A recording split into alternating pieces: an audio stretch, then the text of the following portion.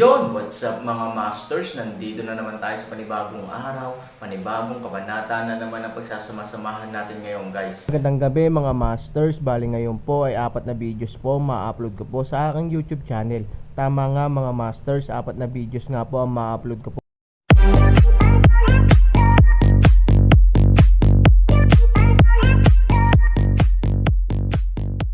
Mga masters, okay lang po bang wag nyong skip ang mga ads sa aking mga videos? Salamat po talaga mga masters sa solid na pagsuporta po sa akin. Bali mga masters, kung bago ka pa lang po sa aking YouTube channel, please click the subscribe button, lalong-lalo na po yung notification bell, guys, para maging connected pa rin tayo sa isa't isa at maging updated kayo sa mga susunod ko pang video. Bali mga masters, bago natin umpisahan ng kwento ay mag-shoutout po muna tayo para sa mga solid nating tagapakinig. Shoutout kay Richard De La Cruz at shoutout kay Eric James. Yun na nga mga masters, no? Bali hindi na ito patagalin. In 3, 2, 1, let's go! Kabanata 2446 hanggang 2450. Nang marinig ang 4 na salitang ito, hindi mapigilan ni Emperor Zun na sumimangot. Kung totoo man, sobrang interesado siya sa kakaibang babae. Bukod dito, nang maisip niya ang larawan ng isang taong nahulog mula sa tuktok ng isang bundok habang ang maliit na batang babae ay nagsasaya, hindi niya maiwasang manabik. Sayang lang at nasa Zia Kingdom siya. Ang gayong larawan ay nakatadhana na hindi makita ni Emperador Zun. May picture ba? Tanong ni Emperor Zun. Sa isang buwan, dapat itong makapag-splice. Sabi nung lalaki, dahil ang impormasyon ng especially iya ay ipinadala pabalik sa Imperial Court sa pamamagitan ng mga lumilipad na kalapati, ang mga larawan ay maaari lamang ihatid sa unti-unting paraan. Pagkarating sa Imperial Court, magkakaroon ng espesyal na tao na mag-splice sa kanila, kaya magtatagal ang prosesong ito. After that, give it to me as soon as possible. Gusto kong makita kung anong klaseng babae siya. Ganon ang kakayahan niya, sabi ni Emperor Zun. Oo, Feng Mall. Ang araw ng auction ay narito na sa wakas. Maraming ordinaryong tao ang nagtipon sa paligid ng Fengmo Auction House sa madaling araw. Nakiisa silang lahat sa saya na makita ang malalaking pamilya sa Imperial Court. Pagkatapos ng lahat, ang gayong engranding kaganapan ay bihira sa 100 taon. Walang gustong palampasin ang ganitong pagkakataon. Hindi mabilang na mga batang babae ang nagsaya at nagbihis para sa mga maharlikang bata. Tinatayang lahat sila ay may puso sa mata ng iyong anak. Kung makakapag-asawa sila sa isang mayamang pamilya at maging mga asawa, magagawa nilang lumipad sa mga sanga at maging phoenix. Sayang naman ang probability ng ganyang bagay. Paano kayang titingalain ng isang tunay na marangal na anak ang mga ordinaryong babaeng ito? Master, baliw tong mga babaeng to. Ano ba ang tawag nila? Sa karamihan ng tao, ang pinaka hindi mahalata, natatakot ako, ay Aaron at iba pa. Walang Chinese brocade na damit, at walang bodyguard. Napaka-desolate noon. Higit sa lahat, walang mga mata ng babae ang handang manatili sa kanila, na ginagawang labis na hinamak si Huang Xiaoyong. Sa tingin mo babaliw ang mga babae kung sisigawan ka? Nakangiting sabi ni Aaron, ang dissatisfaction sa puso ng lalaking ito ay walang babaeng magkakagusto sa kanya, pero sa itsura ni Huang Xiaoyong, walang may kukumpara sa ugali ng mga bata. Ang pagkilos ng batang Junya na iyon sa pag-alog ng isang fan ay isang bagay na hindi matutunan ni Huang Xiaoyong, isang walang ingat na lalaki, sa buong buhay niya. Hindi ako bihira. Sa mga salitang ito, sinasadya ni Huang Xiaoyong na tingnan si Jiang Yingying. Mukhang may mga espesyal na ideya ang lalaking ito tungkol kay Jiang Yingying. Nang malaman ito ni Aaron, hindi niya napigil ang matawa. Si Huang Xiaoyong ay napakatapang na naglakas loob siyang isipin ang tungkol sa kanya. Gayunpaman, ito rin ay isang magandang bagay. Kung talagang magkakasama ang dalawang taong ito, magiging napakasaya ng Aaron. Shigo. Si Huang Xiaoyong ay bihirang magpakita ng nahihiyang tingin, pumunta sa Jiang Yingying side. Anong problema? Tanong ni Jiang Yingying. Kung ikukumpara kay Shigo, engkanto yata talaga si Shigo. Sabi ni Huang Xiaoyong na may mahiyaing mukha. Jiang Yingying leng para sa isang habang, sinabi, dahil alam mo sila ay bulgar pulbos, ngunit din sa akin. Halos hindi mapigilan ni Han na matawa. Ang pambabala ni Huang Xiaoyong ay nasa kuko ng kabayo.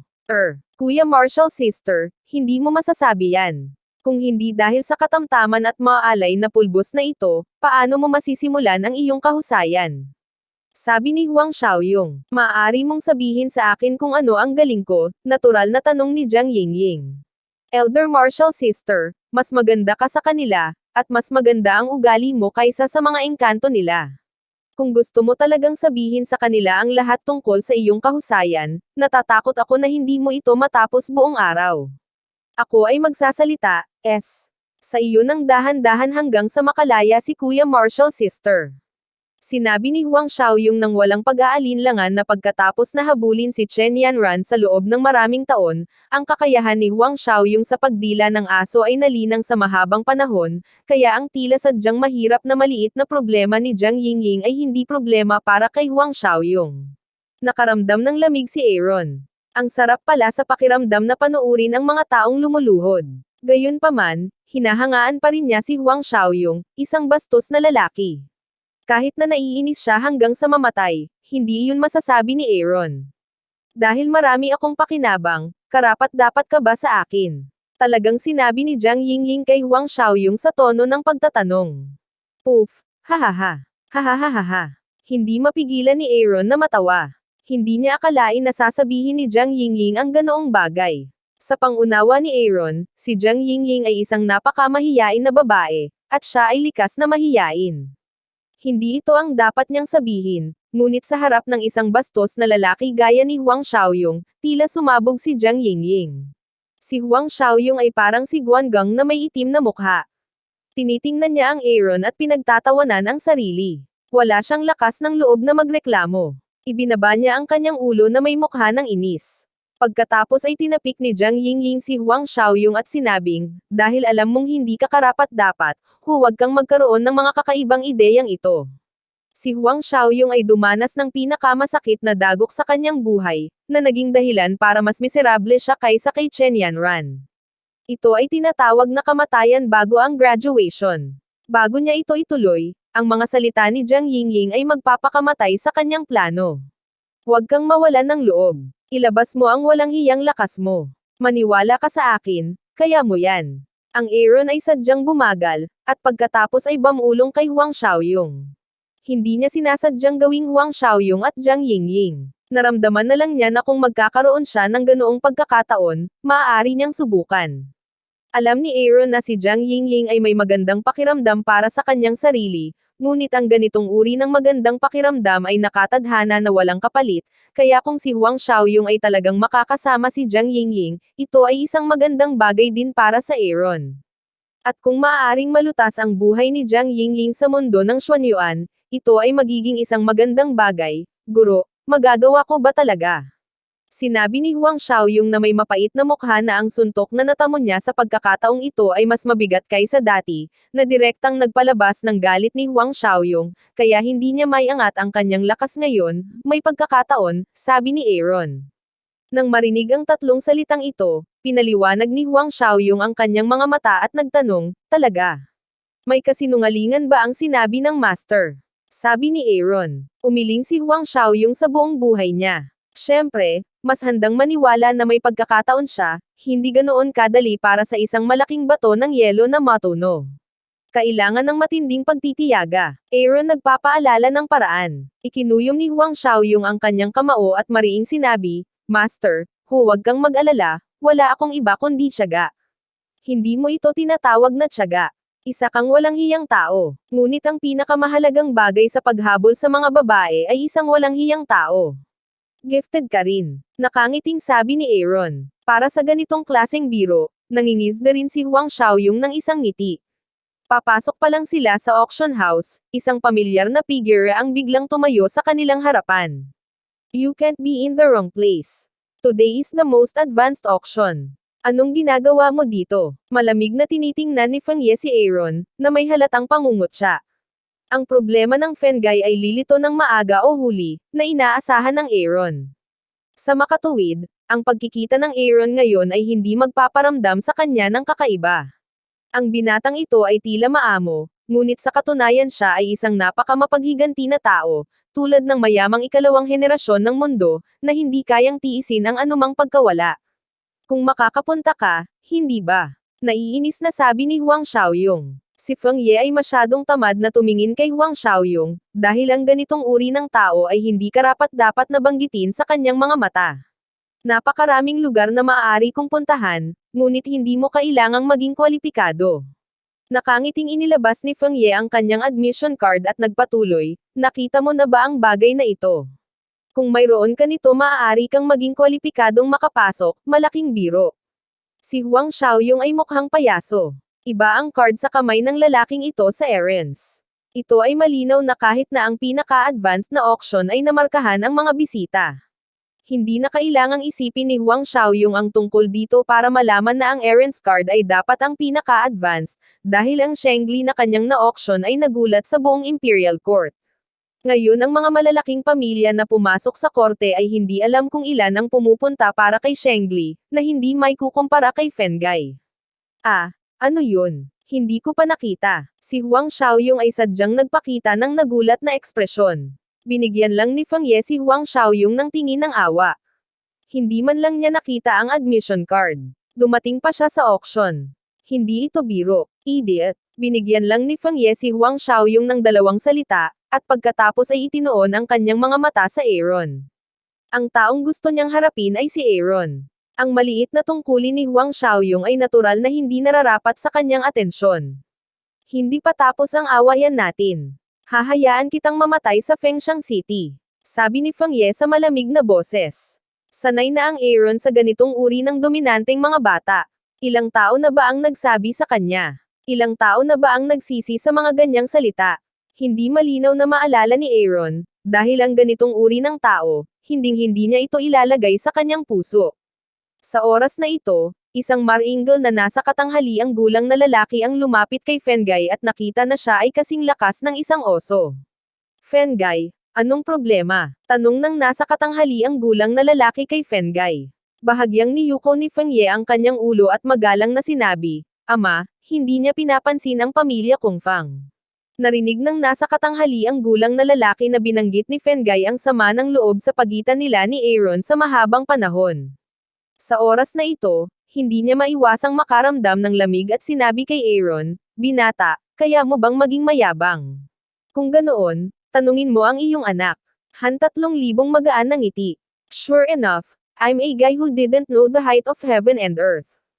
Alam kong may 7-star Beastmaster ka sa tabi mo. Nang sabihin niya iyon, espesyal na tiningnan ni Feng Qing si Huang Xiaoyong, at pagkatapos ay nagpatuloy, ngunit ang 7-star Beastmaster ay hindi nangangahulugan na siya ay hindi magagapi. Aaron kinuha ang kilay. Ang taong ito ay maaaring sabihin ang ganitong uri ng mga salita, ito ay nagpapakita na may isang malakas na tao sa Wind family, na kung saan 3,000 ay medyo nagulat. Kung tutuusin, sa Imperial Court, napakahirap makamit ang lakas ng huling 3. Hindi nakakagulat na si Fengai ay naglakas loob na maging napakayabang. Kaka-rating ko lang sa auction. Sabi ni Aaron. Wind Engine disdain sa ngumiti. Aaron sabihin ang mga salitang ito, sa kanyang opinyon ay tagapayo, ay natatakot, kaya ay retreat. Gayunpaman, hindi. Madali para sa mga may mataas na kamay na umatras. Kwalipikado ka bang pumasok? Sabi ni Feng Ye na nakangisi.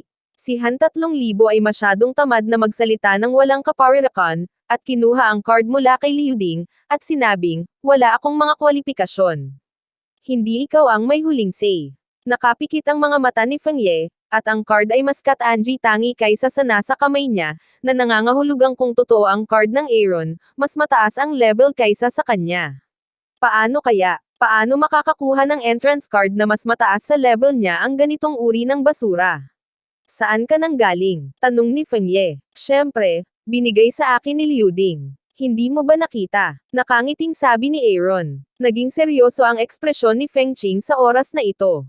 Dahil ang taong ito ay maaaring kumuha ng admission card, ito ay nagpapakita na siya ay dapat na kwalipikado para sa pagpasok. Hindi siya maaaring maging tanga para gumawa ng pekeng admission card para magbiro. At mas mataas ang antas, mas mahirap ang kanyang pagkakakilanlan. Ang auction na ito ay isang nakatagong dragon at isang nakayukong tigre. Maraming miyembro ng malaking pamilya ang pumupunta sa auction, na nagdududa kay Feng Qing sa tunay na pagkakakilanlan ni Aaron. Hindi ba kasing simple ng sinabi ni Fengai ang lalaking ito? Kung wala na, mauna na ako. Sabi ni Aaron. Si Feng Qing ay hindi malay na gumagalaw patagilid, na gumagawa ng paraan para sa Aaron. Pare, paano mo siya pakakawalan ng ganoon kadali? Pagkaalis ni Aaron at ng iba pa, hindi napigilan ni Feng Ye na tanungin si Feng Qing, sigurado ka bang alam mo ang kanyang background? Ang makina ng hangin ay kumagat ng ngipin upang sabihin, sinabi sa kanya ng intuition, sa pagkakataong ito ay tila titigil ang Windhome sa gulo. Hindi gaanong alam ni Feng Ye ang tungkol sa pagkakakilanlan ni Aaron, dahil hinusgahan na niya na ang Aaron ay hindi isang malaking tao sa pamamagitan lang ng damit niya. Paano siya magiging isang tunay na makapangyarihang tao, ama, isa lang siyang basura. Sabi ni Feng Ye, at higit pa, makakakuha ka ng mas advanced na entrance card kaysa sa amin. Tanong ni Feng Qing, ito. Hindi alam ni Feng Gai kung paano ito ipapaliwanag, ngunit ito ay malabo ng ilang sandali. Sa oras na ito, isa pang grupo ng mga tao ang dumating sa Feng Qing. Ngayon lang siya nakatingin. Nang makita niya ang card na kinuha ni Han Sanchen, laking gulat niya, dahil nakilala niya na ito ang pinaka-advanced na admission card. Tanging ang pamilyang Ziman ang dapat maging karapat-dapat para sa auction na ito. Ito ay nagpapaalala sa kanya ng misteryosong auctioneer ng banal na Castañez. Bukod sa pamilya Simon, natatakot ako na siya lang ang makakakuha nito, Feng Qing, hindi ko inaasahan na ang iyong anak ay maglalakas loob na saktan ang isang malaking tao. Ang iyong pamilya ng hangin ay higit pa o hindi gaanong malas sa pagkakataong ito. Nakangiting sabi ng lalaki. Nakikita ng wind engine ang taong nahulog sa balon, at ang kanyang mga kilay ay nagpapakita ng matinding kawalang kasiyahan, dahil ito si Zhongji, ang kaaway ng Wind family sa loob ng maraming taon. Ang Feng family at ang Zhong pamilya ay kabilang sa iisang lungsod. Ang dalawang pamilya ay naglalaban sa loob ng maraming taon. Ngunit ang tagumpay ay hindi nahahati. Paano sila pagtatawanan ni Zhongji sa panahong ito? It's none of your business, sabi ni Feng Qing, syempre, walang kinalaman sa akin. Pinapaalala ko lang sa iyo na ang card ng binata kanina lang ang pinaka-advanced admission card ng auction na ito. Sa pagkakaalam ko, ang pamilya Simon lang ang kwalipikadong makakuha nito, pero hindi isipin na miyembro siya ng pamilya Simon. Hulaan mo kung sino siya, natatawang sabi ni Zhongji. Yun na nga mga masters, no? Bali panibagong kabanata na naman yung natapos natin ngayong gabi. Muli, maraming salamat po talaga sa walang sawang suporta po sa aking YouTube channel na talagang inaabangan nyo po ang bawat upload ko po. Bali mga masters, magkita-kita ulit po tayo bukas ng gabi at ngayon po ay magpapaalam po muna tayo. Bali mga masters, bye-bye!